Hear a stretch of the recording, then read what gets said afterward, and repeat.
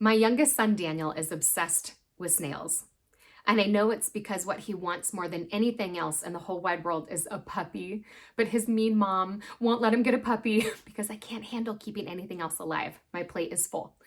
So Daniel will go outside and he will find snails and he will give them names and he'll line them up for races, which takes a while. And then he will even try to occasionally sneak one into the house. And when I find a snail upstairs in his bedroom, I have to remind Daniel that snails are outside creatures. So he will go and he will rehome them in our backyard. And we've recently been trying to grow a little garden back there. And so you can sympathize with me that snails are vegetarians and they will go through and they will try to eat every leaf and every flower that we are working so hard to grow in our backyard. So what Daniel thinks is cute and what Daniel thinks is even endearing enough to call a pet is the very thing that's hindering our garden from growing.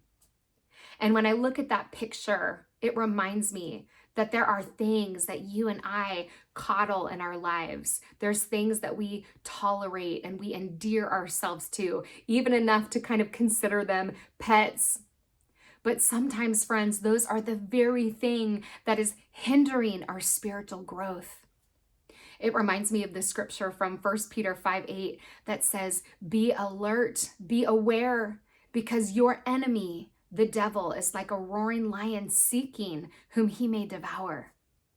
And so these habits, these attitudes, these behaviors that we tolerate and we call them by different names are the very things that are hindering our spiritual growth. So I just want us to be alert today. What is it that we are tolerating, that we are bringing into our lives that have no place in the life of a believer, but that the enemy of our soul might be using to try and distract us and to keep us from growing in the Lord? Just wanted to encourage you with that word. Let's not tolerate or endear ourselves to those things anymore. Let us place them out of our life so that we may be on guard against the schemes of the enemy.